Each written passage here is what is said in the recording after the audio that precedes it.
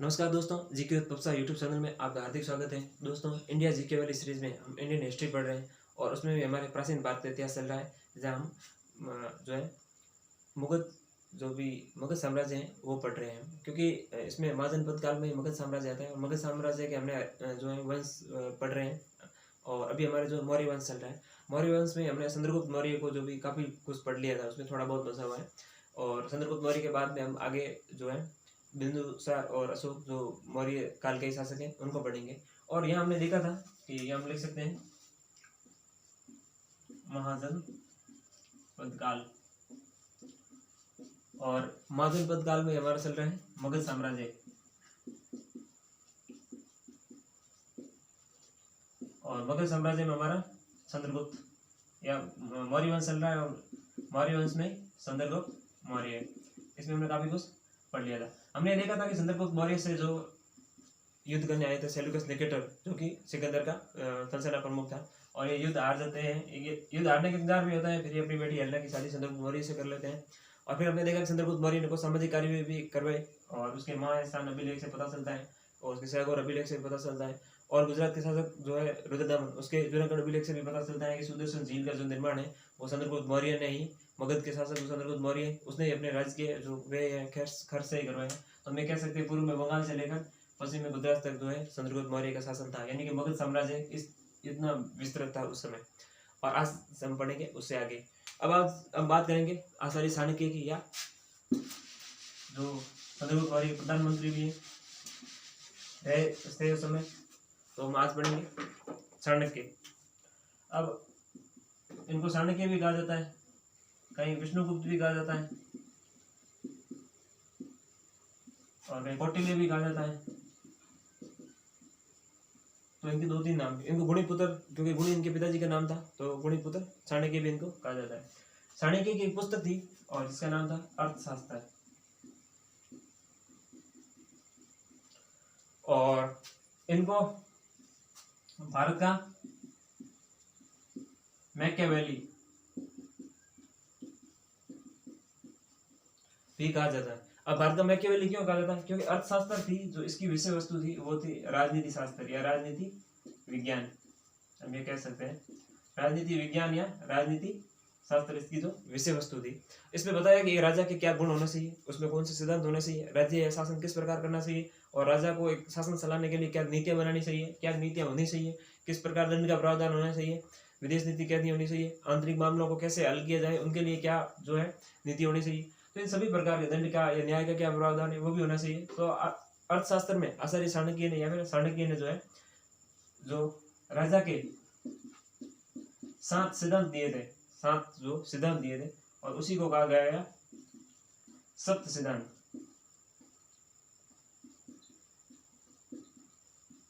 देखेंगे अभी सब सिद्धांत क्या है। अब मैकियावेली की बात आती है, तो इसी प्रकार यूरोप में जो है मैकियावेली नाम का एक जो आधुनिक राजनीति शास्त्र का जो कहते हैं ज्ञाता या फिर जनक जिसे कहा जाता है, तो हम कह सकते हैं आधुनिक राजनीति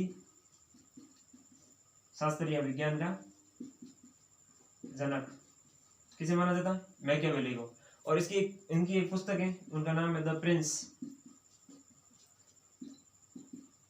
और इस पुस्तक में भी यही लिखा हुआ है कि राजनीति के क्या सिद्धांत होने चाहिए, एक राजा को किस प्रकार से अपने राज्य की सुरक्षा के लिए क्या नीतियां बनानी चाहिए, सेना कैसी होनी चाहिए, दंड का प्रावधान क्या होना चाहिए, और विभिन्न जो सेना में भर्ती की जाती है तो उनके लिए क्या मानक या प्रति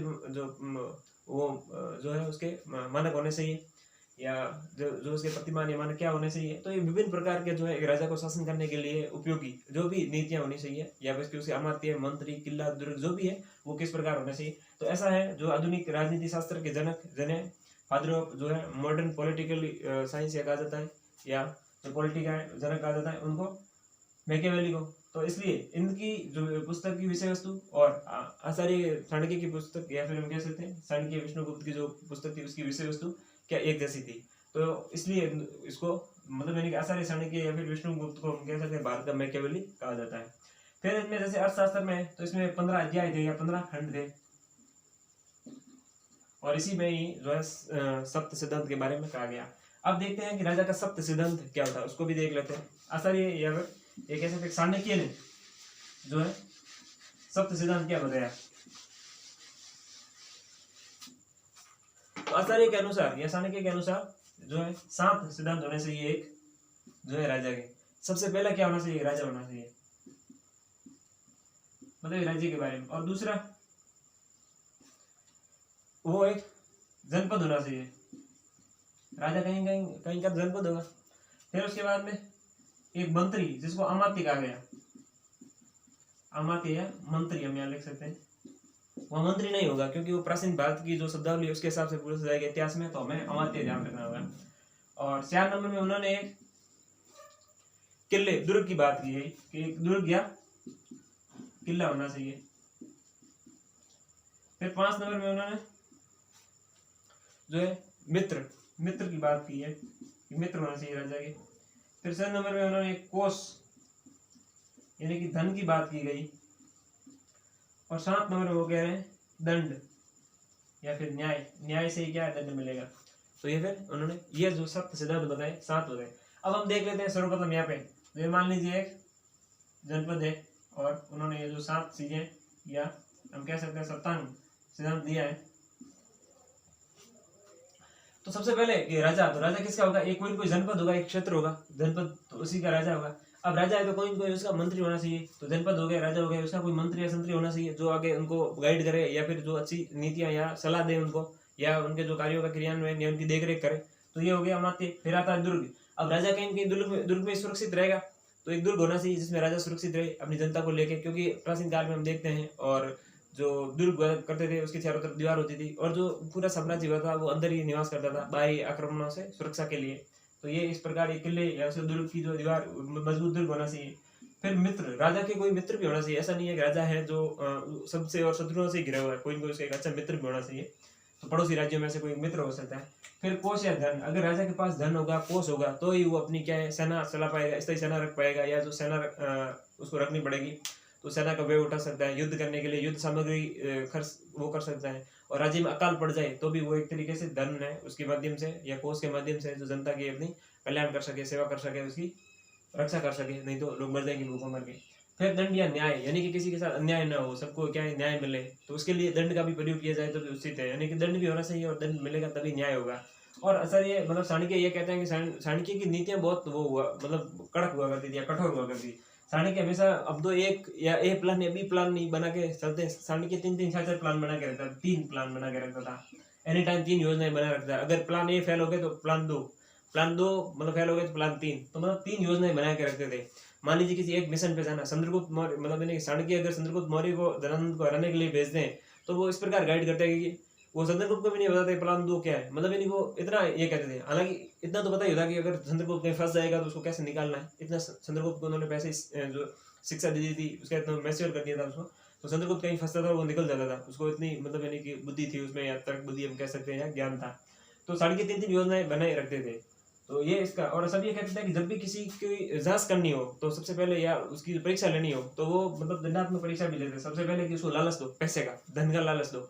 अगर धन से बिक गया तब तो ठीक है उसकी परीक्षा हो जाएगी, अगर धन से नहीं है तो फिर उसको गांजा शराब ये जो भी मतलब यानी कि नशे की चीजें हैं वो दो और वो ट्राई करो, वो अगर उसमें से बिकता है या नहीं है, मतलब उस परीक्षा में फेल होता है या नहीं, फिर वो नहीं देने के बाद वो फिर भोगविलास वाली चीजें हैं ही, मतलब यानी कि उसको स्त्री पुरुष की जाती थी या परोसी जाती थी, या मतलब यानी कह सकते हैं कि उसके माध्यम से उसको जो उसका मतलब जमीन डिगता है या नहीं है, या फिर वो अडिग रहता है या नहीं, ये जांचने के लिए चंद्रगुप्त ऐसे मतलब यानी कि आचार्य चाणक्य ऐसे ऐसे टेस्ट ले लेते, जैसे कि उनकी जो चंद्रगुप्त की सेना में एकदम दृढ़ जो इच्छा शक्ति वाले या कठोर जो एकदम कहते हैं ना साहसी व्यक्ति और दृढ़ अपने लक्ष्य के प्रति जो अडिग रहते थे वही लोग शामिल हो पाते थे। तो मतलब इतनी उनकी वो कहते हैं ना सख्त जो कानून व्यवस्था थी और भर्ती प्रक्रिया थी एक तरीके से कहा जाए तो ये उन्होंने सप्तांग सिद्धांत दिया। और ऐसा भी मतलब यानी कि मैकियावेली ने भी द प्रिंस में कहा है कि ये नियम होना चाहिए राजा को एक अपनी व्यवस्था चलाने के लिए, शासन प्रशासन करने के लिए।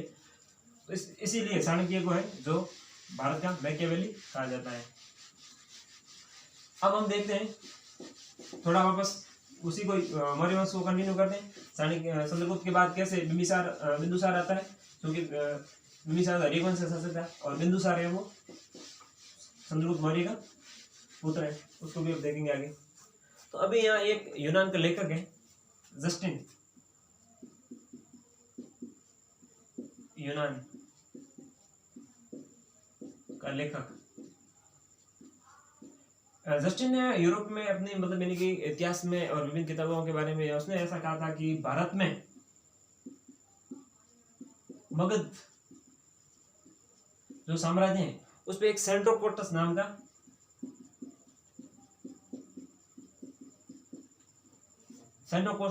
जो शासक है वो शासन कर रहा है, और उसके बाद एक विशाल साम्राज्य है, उसके बाद एक विशाल सेना है, और वो बहुत ही क्या मतलब वीरता की उसकी मिसाल है, यानी कि बहुत वीरतापूर्वक वो जो लड़ाई लड़ता है, बहुत अच्छा शासक है ये कह सकते हैं। और साथ ही उसके जो प्रधानमंत्री है वो चाणक्य हैं, और वो मगध साम्राज्य पे राज कर रहा है। तब ये सब सेट वो मतलब कुल मिला के वो चंद्रगुप्त का नाम नहीं ले रहा, बाकी सब चीजें वो बता रहे, सारे हिंट वो ही दे रहे हैं, लेकिन ये नहीं कह रहा है कि जो है वहाँ मतलब ये सेल्यूकस निकेटर से वो युद्ध जीत गया था, ऐसा भी कहा जाता है, लेकिन नाम किसका नहीं ले रहा, चंद्रगुप्त मौर्य का नाम नहीं ले रहा, और ये सब बाकी वाली चीजें बता रहा। तो मतलब यानी कि जो एक इतिहासकार हुए विलियम जॉन्स, उन्होंने है जो ये सेंट्रोकट्टस का परिचय है वो या इसकी जो पहचान है वो किससे कराई, चंद्रगुप्त मौर्य से। यानी कि जस्टिन को यह बताया कि वो आप जो जिस सेंट्रोकट्टस की बात कर रहे हो वो चंद्रगुप्त मौर्य ही है, तो यह चंद्रगुप्त मौर्य के जो एक पहचान हो जाती है।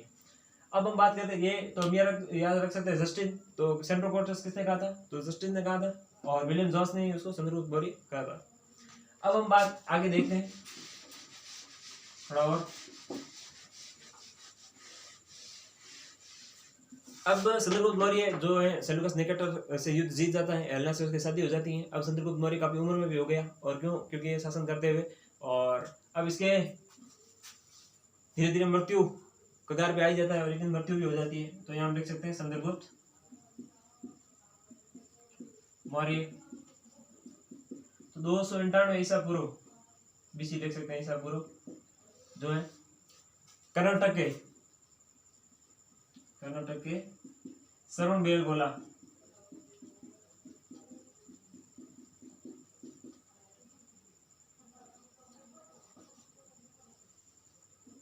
तो कर्नाटक के श्रवणबेलगोला में है जो चंद्रगुप्त मौर्य की मृत्यु हो जाती है। तो यहाँ कह सकते हैं हम यहाँ पे मृत्यु, और मृत्यु भी किससे होती है, संलेखना विधि से, और संलेखना या संथारा विधि है जैन समुदाय में, और इसका मतलब है कि चंद्रगुप्त मौर्य ने जो मृत्यु के समय या अंत में जीवन के अंतिम दिनों में जो है जैन धर्म धारण कर लिया था, या जैन धर्म का अनुसरण कर लिया था, तो इसने जैन धर्म अपनाया ये कह सकते हैं हम। और संलेखना विधि से इसका जो मृत्यु हो गई थी, कब, 298 ईसा पूर्व या बीसी में। और इस प्रकार जो चंद्रगुप्त मौर्य है यहाँ उसका जो देहांत हो जाता है। अब इससे पूर्व आगे राज्य तो संभाल नहीं होता है, फिर चंद्रगुप्त मौर्य का जो बेटा होता है बिंदुसार, वो है आगे शासन करता है। अब चंद्रगुप्त मौर्य जो है इसकी पत्नी होती, प्रेमिका थी, जो मतलब ये कह सकते हैं दुर्धरा, जो कि किसी धनानंद की पुत्री थी दुर्धरा, और इन्हीं के जो पुत्र हैं, इन दोनों से जो पुत्र वही जो बिंदुसार था। और बिंदुसार के बारे में कहा जाता है कि ये जो है पहला सीजेरियन बेबी था, मतलब यानी कि ऑपरेशन से जो पैदा हुआ था, और ये जो ऑपरेशन किया था ये किया था चाणक्य ने, शल्य चिकित्सा हम कह सकते हैं जिसकी, शल्य चिकित्सा, तो इनकी जो शल्य चिकित्सा वो चाणक्य ने की थी, और ये दुर्धरा थी धनानंद की पुत्री। इस प्रकार बिंदुसार। अब आगे तो अब हम कह सकते हैं मगध में जो मौर्य वंश में दूसरा शासक यानी कि चंद्रगुप्त मौर्य का बेटा जो बिंदुसार है वो आ गया। अब देखते हैं बिंदुसार ने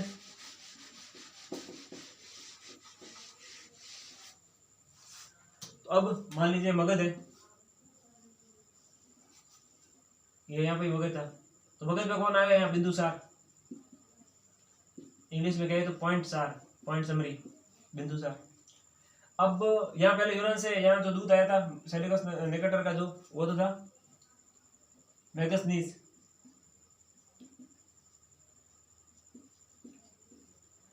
अब मैगस्थनीस की जगह एक और जो सीरिया का शासक होता है उसका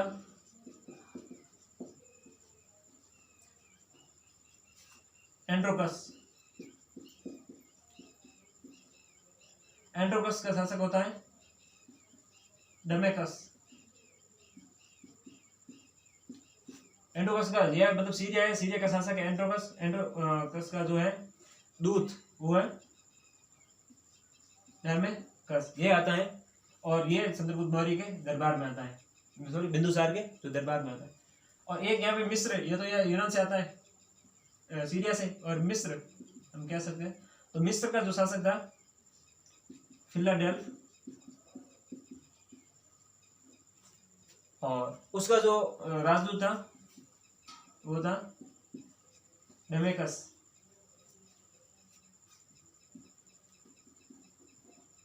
डेमेसियस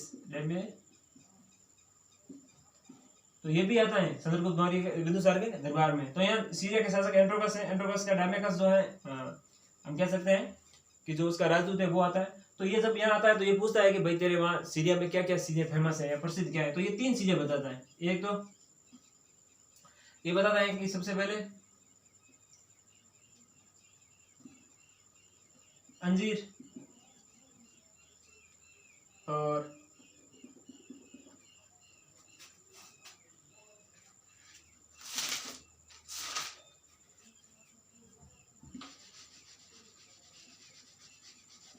ये 3 चीजों के बारे में बताता है। सबसे पहले बताता है मीठी शराब,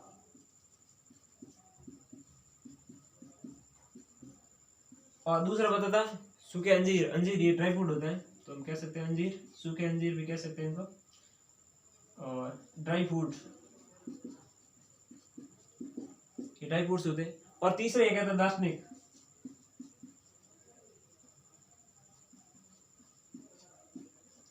और तीसरा इसने कहा कि दार्शनिक है जो हमें पसंद है। तो ये जब वापस भारत आया था तो वापस जब इसने कहा कि भाई हम चिट्ठी लिखे अपने राजा को और हमें जो है सब चीज़ें चाहिए, क्या मीठी शराब भी भेजिए आप, और अंजीर, सूखे ड्राई फ्रूट तो ये भी भेजिए, और दार्शनिक भी भेजिए। तो अब जो है एंड्रोकस ने मीठी शराब भी भेजी और अंजीर भी, सूखी ड्राई फ्रूट्स भी भेज दिए, लेकिन दार्शनिक नहीं भेजे। और चिट्ठी में ये लिखा कि सूखी हम अंजीर और ये जो मीठी शराब इसका तो व्यापार करते हैं, लेकिन दार्शनिकों का हम व्यापार नहीं करते, इसलिए हम दार्शनिक नहीं भेज सकते हैं। जबकि हमारे यहाँ क्या है, हमारे पूरे भारत के जो आप देखोगे नासा वगैरह में या ब्रिटेन अमेरिका इन सब में जो इंजीनियर डॉक्टर है वो 36% का, तो 40% क्या है भारत का ही है सब, यानी कि भारत वाले यहाँ से। इसीलिए ब्रेन ड्रेन की जो समस्या होती है कि हमारा यहाँ ब्रेन है वहाँ से अलग है, यानी कि भारत का जो ब्रेन, यानी कि लोग यहाँ के हैं जो सुंदर पैसे गूगल के CEO बन गए, वहाँ जाके सत्य नडेला है वो वहाँ से लगे, तो यानी कि एक तरह से ब्रेन ड्रेन हो गया। लेकिन देखिए ये यूरोप वाले तब से, यानी कि आज से मतलब अगर हम ये 300 BC की बात करें पूर्व की, और अभी चल रहा है जैसे 2021, तो लगभग 2400 वर्ष 2500 वर्ष लगभग माने तो पहले की बात है। तो ये 2500 साल पहले भी इतने समझदार थे कौन, यूरोप वाले, कि हम दार्शनिक नहीं भेजेंगे। अगर दार्शनिक भेजा तो वहाँ जाएंगे लोग पढ़ लेंगे, यहाँ का जो ज्ञान है वो चुरा लेंगे, या जो भी इनकी थिंकिंग थी, तो उन्होंने दार्शनिक नहीं भेजा। और हो सकता है ये इस कारण भी नहीं भेजा कि कोई मार दे उनको बेचारे दार्शनिक को वहाँ, लेकिन इतने भी असभ्य या बर्बर नहीं है, क्योंकि अब मौर्य काल के बाद काफी मतलब हिंदू वंश में देखा जाए तो धनंजय जैसे थे ही बर्बर शासक, लेकिन यहाँ निर्दयी। लेकिन ये थोड़ा मौर्य काल में अच्छा है, चंद्रगुप्त मौर्य ठीक था। और उसके बाद ये जो भी हम कह सकते हैं बिंदुसार भी ठीक है। अब बिंदुसार के जो पुत्र थे, 2 पुत्र थे, बड़ा था सुसीम और उससे छोटा था अशोक। तो जो सुसीम था ये तो था कश्मीर का राज्यपाल, और अशोक था ये अवंती, जो किसने बिंबिसार ने मिलाई थी, तो हम कह सकते हैं हरिवंश के साथ बिंबिसार ने अवंती को, जो मध्य प्रदेश वाला शासक था, उसको किसने शामिल किया, मगध में। तो अशोक जो अवंती का शासक राज्यपाल था, और सुसीम था कश्मीर का। और इसी कंडीशन में यह बिंदुसार शासक था, और कश्मीर वालों ने यहाँ पत्थरबाजी शुरू कर दी, युद्ध एक तरह से विद्रोह खड़ा कर दिया। तो पत्थरबाजी कश्मीर वालों की ये अभी की नहीं है, ये अब देख लो प्राचीन भारत से शुरू आ रहे, तो इनके इतिहास में वहां से शुरू मतलब ये आ गई पत्थरबाजी। तो इन्होंने पत्थरबाजी शुरू कर दी, विद्रोह हो गया। सुसीम को भेजा अशोक ने, बिंदुसार ने, लेकिन सुसीम भी विद्रोह दबाने में असफल रहा। फिर जो बिंदुसार ने फोन किया अशोक को कि जाओ कश्मीर में कुछ हो गया, अशोक गया और दूसरे दिन ही विद्रोह शांत। कहते हैं अशोक जो है, अशोक मान बनने से पहले बहुत ही खूंखार और घातक, एक तरह से भयंकर शासक था, बहुत घातक ही। ये गया और किसी को नहीं छोड़ा, वहाँ कश्मीर वालों को सबको मिटा दिया, मतलब इतनी इसकी तलवार तेज चलती थी। और कहीं इतना गुस्से का एग्रेसिव एक तरीके से कह सकते हैं हम, मतलब आक्रोशित शासक था, और इसने कश्मीर वालों को सबको काट दिया, मार दिया सब। और फिर इसने दूसरे दिन अपनी मतलब न्यूज़ भेज दी, दूध के पास से समाचार आ गया कि कश्मीर के विद्रोह शांत हो गए, कोई है ही नहीं वहाँ। क्या हुआ भाई, एक दो दिन में तो वहाँ अशोक गया। और फिर कहीं न कहीं बिंदुसार को लगा कि अब इन दोनों में से राजा किसको बनाया जाए, अशोक योग्य है, क्योंकि सुसीम एक विद्रोह भी नहीं रोक पाया, ये राज्य कैसे चलाएगा। तो अशोक को कहीं बिंदुसार को विश्वास हो गया, अशोक है जो मेरा आगे साम्राज्य है उसको लीड कर सकता है, चला सकता है। तो फिर अशोक यहाँ शासक बन जाता है, और अशोक के बारे में हम कल पढ़ेंगे। तो आज हमने देखा कि मगध साम्राज्य पे हमने जो मौर्य काल हमारा चल रहा है उसमें चंद्रगुप्त मौर्य की कुछ चीजें देखी, चाणक्य को भी पढ़ा, उनके बारे में, उसको मैकियावेली क्यों कहा जाता है ये भी देखा, सप्तांग सिद्धांत वगैरह, और साथ ही बिंदुसार के बारे में पढ़ लिया। अब हम कल से अशोक के बारे में जो पढ़ेंगे। तो निश्चित तौर पे इस वीडियो से आपको जरूर कुछ सीखने को मिला होगा। अगर हमारा वीडियो पसंद आया हो तो इसको लाइक करिए, शेयर कीजिए, कमेंट कीजिए और चैनल को सब्सक्राइब कीजिए। धन्यवाद।